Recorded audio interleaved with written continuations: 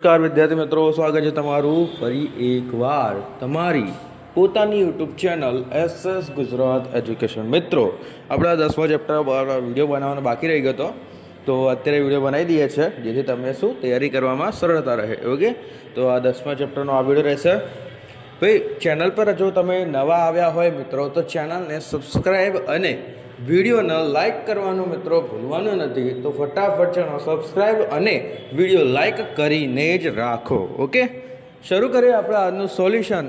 અને એ પહેલાં મિત્રો, ઓકે, એ પહેલાં એક ખાસ વાત પણ જણાવવાની છે મિત્રો. જો તમે આ સંપૂર્ણ ગાલા અસાઇનમેન્ટના સોલ્યુશનની મિત્રો PDF મેળવવા માંગતા હોય, આ સંપૂર્ણ ગાલા અસાઇનમેન્ટના સોલ્યુશનની PDF મેળવવા માંગતા હોય, તો તમને જે સ્ક્રીન ઉપર મોબાઈલ નંબર આપેલો છે એ મોબાઈલ નંબર મિત્રો કોલ કરવાનો છે. સંપૂર્ણ ગાલા અસાઇનમેન્ટનું સોલ્યુશન માત્ર મિત્રો તમને 150 રૂપિયામાં મળી જવાનું છે.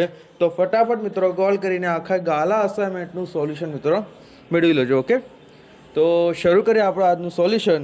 એમાં તમારો પ્રકરણ નંબર 10માં મિત્રો પહેલા નંબરનો પ્રશ્ન છે. થોર્મસના એવું તો ના કહેવાય, થોમસ જ કહેવાય. થોમસના મત પ્રમાણે વિદેશ વ્યાપાર એટલે શું? થોમસના મત પ્રમાણે મિત્રો શું વિદેશ વ્યાપાર એટલે શું? તો કે જ્યારે કોઈ એક દેશના લોકો કે અને સંસ્થા, જ્યારે કોઈ એક દેશના લોકો અને સંસ્થા અન્ય કોઈ દેશના લોકો અને સંસ્થાઓ સાથે, એક દેશના લોકો અથવા કોઈ સંસ્થા છે એ અન્ય કોઈ દેશના લોકો અથવા સંસ્થાઓ સાથે વ્યાપાર કરે ત્યારે તે વ્યાપારી પ્રવૃત્તિને આંતરરાષ્ટ્રીય વિદેશી વ્યાપાર કહે છે. શું કહેવાય છે? આંતરરાષ્ટ્રીય વિદેશી વ્યાપાર એને કહેવામાં આવે છે. ત્યારબાદ શ્રી થોર્મસના મતે એક દેશની પેદાશનો અન્ય દેશ સાથે વિનિમય થાય એટલે વિદેશ વ્યાપાર. શ્રી થોર્મસના મતે એક દેશની પેદાશનો અન્ય દેશ સાથે વિનિમય થાય એટલે આપણી બનેલી વસ્તુ છે અને આપણે કોઈને વેચીએ અથવા તો એનો વિનિમય એટલે કે આપણે કરીએ તો એને શું કહેવાય છે? વિદેશી વેપાર એને કહેવામાં આવે છે. રાઈટ. ત્યારબાદ માલને વાહન પર ચડાવવાનો દસ્તાવેજ કયા નામે ઓળખાય છે?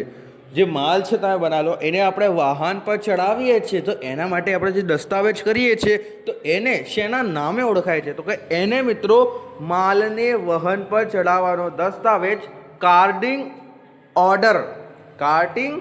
ઓર્ડર તરીકે એને મિત્રો ઓળખવામાં આવે છે. ઓકે, ત્યારબાદ તમારો ત્રીજા નંબરનો પ્રશ્ન છે. અને એ ત્રીજા નંબરનો પ્રશ્ન જોતા પહેલાં પણ કહી દો, ભાઈ વિડીયોને લાઈક કરવા ભૂલતા નહીં. અને ચેનલ પર જો તમે નવા આવ્યા હો, કેમ કે કેટલા બધા વિદ્યાર્થીઓ નવા આવતા હોય છે, કોઈ પ્રશ્નની મૂંઝવણ હોય તો એ સોલ્યુશન જોવા આપણી ચેનલ પર આવતા હોય છે. ભાઈ વિડીયોને લાઈક અને ચેનલ સબસ્ક્રાઈબ કરવાનું મિત્રો ભૂલવાનું નથી હો, પહેલાં જ કહી દો. કેમ કે આ ચેનલ સબસ્ક્રાઈબ કરી હશે તો 100% તમને ઉપયોગી રહેશે. કેમ કે બધું સોલ્યુશન આખા ગાલા અસાઇનમેન્ટનું માત્ર ચેનલ કરે છે, બીજી કોઈ ચેનલ પર તમને મિત્રો આ સોલ્યુશન જોવા નહીં મળે. ઓકે, તો ફટાફટ આપણી ચેનલને મિત્રો તમારે શું કરવાનું છે? સબસ્ક્રાઈબ કરી દેવાનું છે. ત્રીજા નંબરનું નિકાસ પરવાનો લેવા માટે કોણે અરજી કરવી હોય છે? ભાઈ જેને લેવાનું છે એમાં કોણે અરજી કરવાની હોય? તો કે નિકાસ પરવાનો લેવા માટે સરકારના વેપાર ખાતાને, સરકારનું જે વ્યાપાર ખાતું છે તે નિર્ધારિત પત્રકમાં અરજી કરવી પડે છે. શું કરવું પડશે? નિર્ધારિત પત્રમાં એની અરજી કરવાની હોય છે. રાઈટ. ત્યારબાદ ચોથા નંબરનું જોઈશું. ઓકે, કેમ કે જે સરકારી લોકો બેસે છે તો ત્યાં આપણે જો અહીંયાથી વિદેશમાં માલ મોકલાવો હોય અથવા તો કોઈ બીજા રાજ્યમાં, તો ભાઈ સરકારનું જે લોકો બેસે છે એમના પાસે આપણી પરવાનગી લેવી પડે, એટલે કે પરવાનો લેવો પડે છે. અને એના માટે જે સરકારનું વેપાર ખાતું જે બેસે છે ત્યાં જઈને પત્રકમાં અરજી કરવી પડે છે. રાઈટ, સમજી ગયા? ત્યારબાદ ચોથા નંબરનું જોઈશું.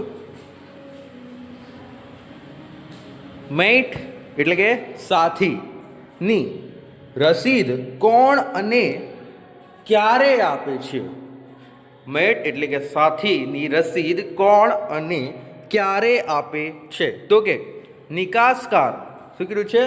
નિકાસકાર જ્યારે જહાજ પર માલ ચઢાવે. શું કીધું છે? મેન્ટની રસીદ. તો કે નિકાસકાર જે માલ મોકલાવે છે અહીંયાથી, ઓકે, માલ મોકલાવનાર છે એ નિકાસકાર જ્યારે જહાજ પર એનો માલ ચઢાવે છે ત્યારે જહાજનો મેન્ટ એટલે કે મદદનીશ કપ્તાન, મેન્ટ કહેવાય છે એને, ઓકે, તેને માલની પહોંચ એટલે કે રસીદ એને મિત્રો એ આપે છે. ઓકે, સમજી ગયા? ત્યારબાદનો પ્રશ્ન જોઈશું. ત્યારબાદના પ્રશ્નમાં છે મિત્રો 5મા નંબરનો આવ્યો છે. આ તો સમજી ગયા ને કે નિકાસકાર જ્યારે જહાજ પર માલ ચઢાવે, શું આપણે કોઈ પણ માલ તમને અહીંયાથી વિદેશમાં, તો જ્યારે તમે અહીંયાથી મોકલાવશો, લાઈક તમે તારક મહેતામાં ઓલો સુંદરવાળો એપિસોડ જોયો હશે, જે અહીંયાથી માલ મોકલાવવાનો હોય છે સાડીનો, તો હા, તો એમાં ત્યાં જહાજ પર જઈને એની રસીદ પણ બતાવવી પડે છે, રાઈટ? ચડાવો ત્યારે કોને કોને બતાવવાની? તો કે એ મદદનીશ કપ્તાન એટલે કે મેન્ટને તમારે એ બતાવવી ફરજિયાત છે. ઓકે મિત્રો, ત્યારબાદ મેન્ટ કોને કહે છે? તો કે વાહન નિયામક કપ્તાન, વાહન નિયામક કપ્તાન પ્રતિનિધિને મેન્ટ કહે તરીકે ઓળખવામાં આવે છે. ભાઈ આપણે આગળ પણ જોઈ ગયા ને, અત્યારે પણ એ પ્રશ્ન અલગથી આવી ગયો, એટલે મેં તમને ફરીથી હવે રિવિઝન થાય એટલે. તો કે મેન્ટ કોને કહે છે? તો કે વાહનના જ નિયામક કપ્તાન પ્રતિનિધિ, કપ્તાન પ્રતિનિધિ મેન્ટ તરીકે ઓળખવામાં આવે છે, રાઈટ? ત્યારબાદ મિત્રો ઇન્ડેટ. શું કીધું? ઇન્ડેટ એટલે શું? આયાતકાર વર્દી પત્રકમાં જે વિગતો દર્શાવે તે પત્રકને ઇન્ડેટ તરીકે ઓળખવામાં આવે છે, રાઈટ મિત્રો? આથી આપણો આ જે સોલ્યુશનનો આપણે વિડીયો બનાવ્યો તો છેલ્લો બીએનો વિભાગ બીનો, તો આ વિડીયો મિત્રો કમ્પ્લીટ થાય છે. વિડીયો ગમ્યો હશે તો વિડીયોને લાઈક, ચેનલને મિત્રો સબસ્ક્રાઈબ અને એ તો કરી જ દેવાનું છે. સાથે કોઈ ડાઉટ હોય તો તમે કમેન્ટમાં પણ જણાવી શકો છો. ઓકે, અને મેં પહેલાં પણ જણાવ્યું એ મુજબ 150 રૂપિયામાં મિત્રો તમને આ સંપૂર્ણ ગાલા અસાઇનમેન્ટના સોલ્યુશનની PDF મળી જવાની છે.